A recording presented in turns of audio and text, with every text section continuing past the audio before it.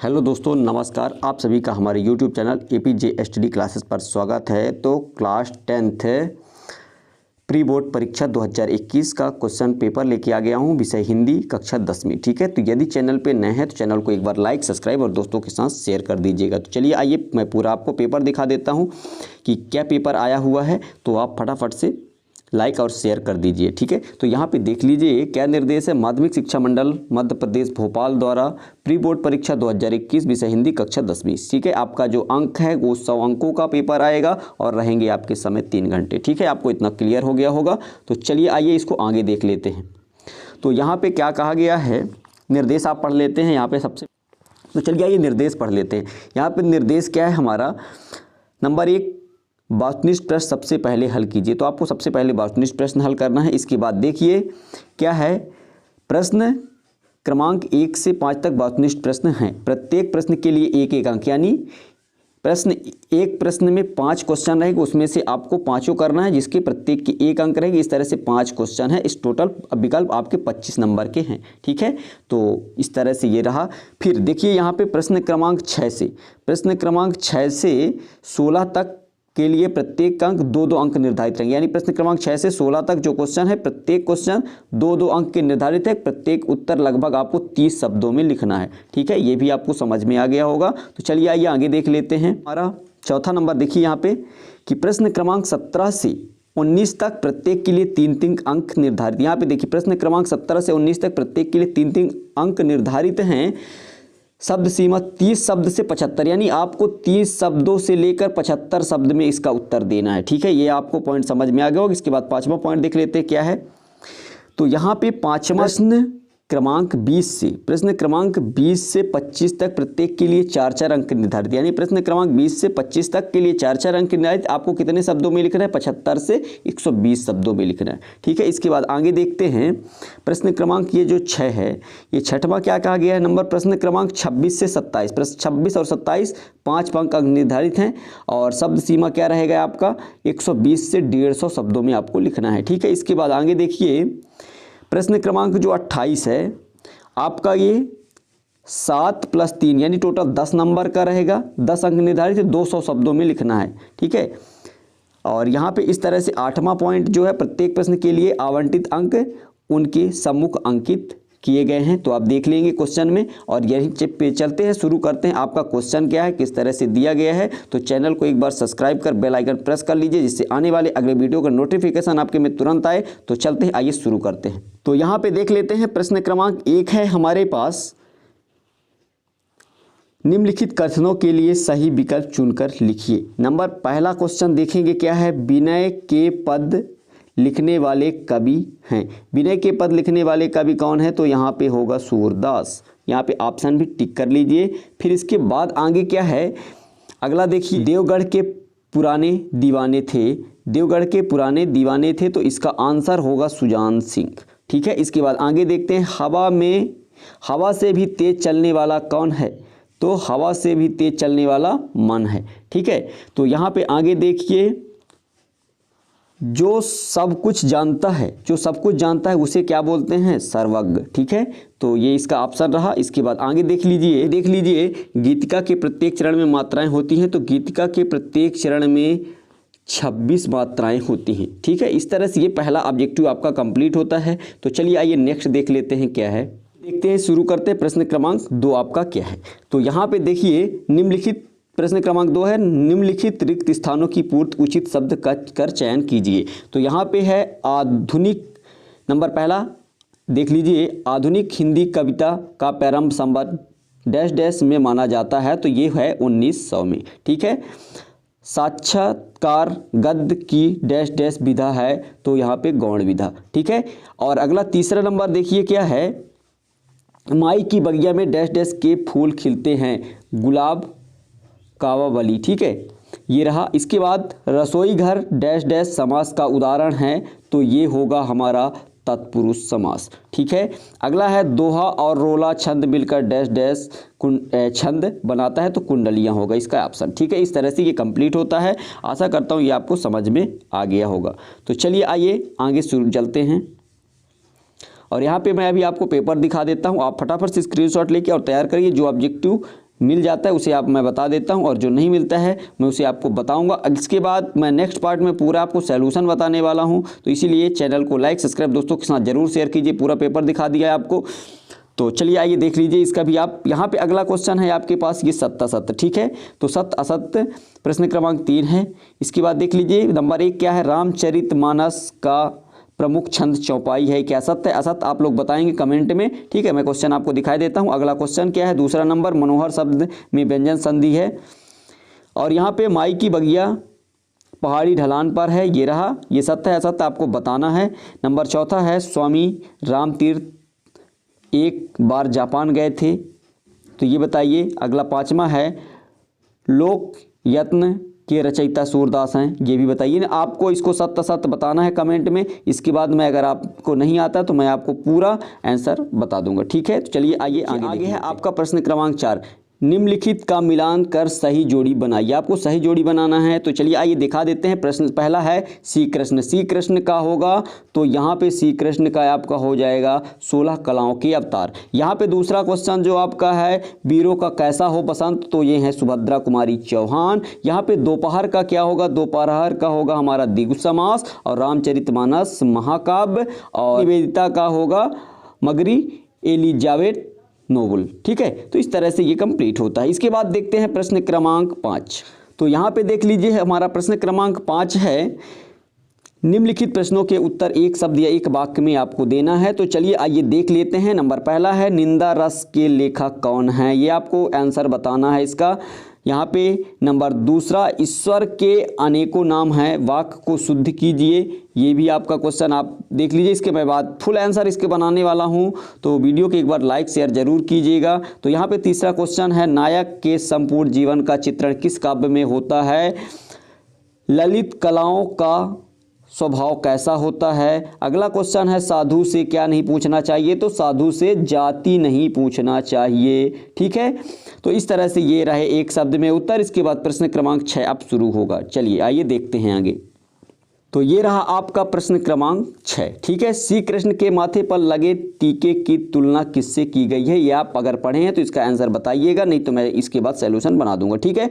प्रत्येक सफल राहगीर क्या लेकर आगे बढ़ा, ये इसका अथवा क्वेश्चन है। प्रश्न क्रमांक जो आपका 7 है, निर्गुण और सगुण भक्ति में अंतर आपको बताना है, निर्गुण और सगुण भक्ति में अंतर। और यहाँ पे अगला है, बालक राम किस वस्तु को मांगने की हट कर रहे हैं, ठीक है। तो ये रहा आपका प्रश्न क्रमांक 7 तक। इसके बाद आगे देख लेते हैं आपका प्रश्न क्रमांक 8, ठीक है। 8वां क्वेश्चन क्या है, भारतीय युग के अनुसार भारत की दुर्दशा का प्रमुख कारण क्या है, ये आपसी वैर फूट होता है इसका आंसर। कवि ने बादलों को कहाँ घिरते देखा है, कवि ने बादलों को कहाँ घिरते देखा है, तो ये इसका अथवा क्वेश्चन है। ये वार्षिक एग्जाम की दृष्टि से भी बहुत मोस्ट क्वेश्चन है, इसे आप तैयार कर लीजिए। प्री बोर्ड में तो है ही, लेकिन वार्षिक के लिए भी बहुत ज़्यादा इंपॉर्टेंट है, ठीक है। तो आप इसे बिल्कुल तैयार कर लीजिए। तो यहाँ पे अगला 9वां क्वेश्चन देख लेते हैं, किसके अंग अंग पुलकित हो रहे हैं, इसका अथवा क्वेश्चन है। लोहा किसकी श्वास से भस्म हो जाता है। अगला क्वेश्चन है 10वां नंबर, जाग तुझको दूर जाना कविता में क्या आशय छिपा है, ये आपको आंसर बताना है। कवि के अनुसार हवा बार बार क्या कर रही है, ठीक है। इसके बाद 11वां क्वेश्चन देख लीजिए, कृष्ण ने शिशुपाल का वध कर महास्मति की गद्दी पर कैसे बैठा, इसके चलते हैं 11वें का अथवा क्वेश्चन अब देखेंगे। अथवा क्वेश्चन देख लीजिए, गेहूं और गुलाब किसके प्रतीक हैं। यहाँ पे अगला क्वेश्चन है 12 नंबर, ललित कलाओं का ग्राम्य जीवन में क्या महत्व है। इसके बाद 12 क्वेश्चन है, 12वें का अथवा है, मुट्ठी भर हाड़ाओं ने किसे पराजित किया। और इसके बाद देखते हैं क्वेश्चन नंबर 13, मातृभूमि का मान एकाकी के आधार पर वीर सिंह के चरित्र की कोई 2 विशेषताएं लिखिए। परीक्षा कहानी के आधार पर सुजान सिंह के चरित्र की कोई 2 विशेषताएं लिखिए। इसके बाद आगे चलते हैं अंक 14, ठीक है। क्या है, यक्ष के संसार के सबसे बड़े आश्चर्य संबंधी प्रश्न पर युधिष्ठिर ने क्या उत्तर दिया, ये आपका 2 अंक का है, देख लीजिए यहाँ नंबर डाला हुआ है। अथवा है, कवि अजहर हाशमी ने बेटियों को गौरव गाथाएं क्यों कहा है, स्पष्ट कीजिए, इसको भी आपको उत्तर देना है। 15 क्वेश्चन है, निम्नलिखित का संधि विच्छेद करके संधि का नाम लिखिए, हिमालय और परोपकार। ठीक है, तो यहाँ पे 16 क्वेश्चन। इसी का अथवा क्या, निम्नलिखित के समास विग्रह करके समास का नाम लिखिए, यानी प्रतिदिन और लंबोदर, इन दो शब्दों का आपको समास विग्रह करना है। ठीक है, यहाँ पे क्वेश्चन नंबर 16 है, महाकाव्य और खंड काव्य में कोई दो अंतर, और स्थायी भाव अथवा इसका क्वेश्चन स्थायी भाव और संचारी भाव में दो अंतर। ठीक है, तो इस तरह से प्रश्न क्रमांक 16 कंप्लीट होता है, आप देख लीजिएगा। और आगे चलते हैं प्रश्न क्रमांक 17 की ओर। तो ये रहा आपका प्रश्न क्रमांक 17। ठीक है, स्वामी विवेकानंद से निवेदिता की मुलाकात कब और कहाँ हुई? इसका अथवा क्वेश्चन है, मानव जीवन की सार्थकता कैसे प्राप्त होती है। अगला है प्रश्न क्रमांक 18, निम्नलिखित वाक्यों के लिए एक शब्द में उत्तर एक एक शब्द लिखिए। ठीक है, तो यहाँ पे लिखना है जो दूसरों के लिए उपकार को मानता हो। अगला है जो सब कुछ जानता है। अगला क्या है, यहाँ पे देखिए, जो सब कुछ जानता है। और तीसरा है नीति का बोध कराने वाला। तो यहाँ पे इन आपको चारों को एक एक शब्द लिखना है। ठीक है, तो इस तरह से इसका अथवा देख लेते हैं। निम्नलिखित मुहावरों का अर्थ लिखकर वाक्यों में प्रयोग कीजिए। नंबर 1 है, आँख का तारा, दिन रात एक करना, फूल ला ना समाना। इस तरह से 3 है, इन मुहावरों का आपको अर्थ लिखना है। यहाँ पे अगला 19 नंबर देख लेते हैं, वक्रोक्त अलंकार की परिभाषा उदाहरण सहित देना है। इसके बाद इसी का अथवा क्वेश्चन है, उल्लाला छंद की परिभाषा उदाहरण सहित लिखिए। तो चलिए आइए देख लेते हैं 20 नंबर क्वेश्चन क्या है, 4 प्रगतिवादी और उनकी एक एक रचनाएं लिखिए। इसी का अथवा है, सपोर्ट रीतिकाल की प्रमुख विशेषताएं लिखिए। ठीक है, तो ये इस तरह से कंप्लीट होता है क्वेश्चन नंबर 20 तक। इसके बाद देखते हैं क्वेश्चन नंबर 21। ये रहा आपका प्रश्न क्रमांक 21, आधुनिक काल की 2 विशेषताएं लिखिए। लिखते हुए बताइए इसके गद्य काल क्यों कहते हैं। ठीक है, ये आपका क्वेश्चन रहा। इसके बाद देखिए रिपोर्टाज किसे कहते हैं, किन्हीं 2 रिपोर्टाज लेखकों के नाम लिखना है। इसके बाद आगे देखिए, तुलसीदास अथवा महादेवी वर्मा की काव्यगत विशेषताएं लिखिए, निम्नलिखित बिंदुओं के आधार पर कीजिए। नंबर 1 है, 2 रचनाएं आपको लिखना है, भाव पक्ष कला पक्ष लिखना है, साहित्यिक स्थान लिखना है। तो ये इस तरह से 22 नंबर क्वेश्चन समाप्त होता है। इसके बाद देखते हैं क्वेश्चन नंबर 23। क्या कहा गया है, डॉक्टर वसुदेव शरण अग्रवाल अथवा रामवृक्ष वेनीपुर का साहित्य परिचय निम्नलिखित बिंदुओं के आधार पर कीजिए। तो यहाँ पे 2 रचनाएं, भाषा शैली, साहित्य स्थान। ठीक है, तो इसके बाद देखते हैं क्वेश्चन नंबर 24। रहा आपके प्रश्न क्रमांक 24। ठीक है, क्या कहा गया है, देखिए, निम्नलिखित पद्यांश की व्याख्या संदर्भ प्रसंग सहित कीजिए। कबहू शशि मागत अरि करे, कबहू प्रतिबिंब निहार डरे, कबहू करताल बजाई कै नाचत, मातु सबय मन मोद भरे, कबहू ऋषियाई कह हठिक, पुण्य लेत सोई जेहि लागी, अरे अवधेश के बालक चारि सदा, तुलसी मन मंदिर में बिहरे। तो इसका आपको संदर्भ प्रसंग और व्याख्या पूरा लिखना है। ठीक है, आपको ये समझ में आ गया होगा। आप यदि पढ़े हैं तो इसे आप लिख सकते हैं, नहीं तो मैं इसका आंसर बना दूंगा। ठीक है, यदि कमेंट करेंगे इसका सैल्यूशन चाहिए तो पूरा सैल्यूशन मिलने वाला है। तो चलिए इसका अथवा आगे देख लेते हैं। तो ये रहा आपके 24 नंबर क्वेश्चन का अथवा, ये दूसरा है, आप क्वेश्चन देख लीजिए। इसके बाद ये क्वेश्चन नंबर आपका जो है 25 है, निम्नलिखित में से किसी एक गद्यांश का संदर्भ प्रसंग व्याख्या कीजिए। आपको ये गद्यांश पढ़ना है और इसको संदर्भ प्रसंग व्याख्या सहित करना है। ठीक है, तो इसके बाद इसका अथवा क्वेश्चन भी ये दिया गया है, आप देख लीजिएगा। ठीक है, ये इसका अथवा है, तो इसे आप देख लीजिएगा और स्क्रीनशॉट लेके क्वेश्चन पूरा तैयार कर लीजिए। ठीक है, तो चलते आइए क्वेश्चन नंबर देख लेते हैं 26। तो ये रहा आपके प्रश्न क्रमांक 26 का उत्तर। ठीक है, तो यहाँ पे क्या करना है, निम्नलिखित अपठित गद्यांश को पढ़कर नीचे लिखे प्रश्नों के उत्तर। यहाँ पे आपको प्रश्न ये दिए गए हैं।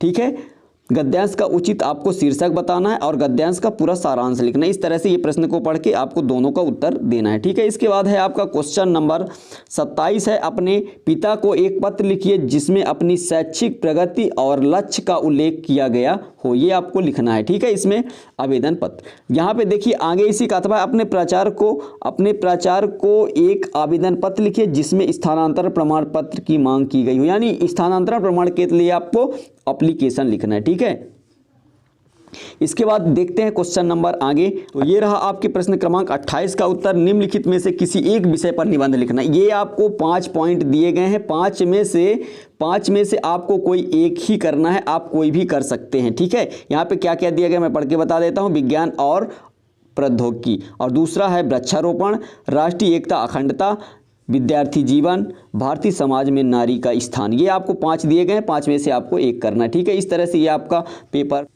पेपर 100 अंक का होता है, ठीक है। इस तरह से ये कंप्लीट होता है।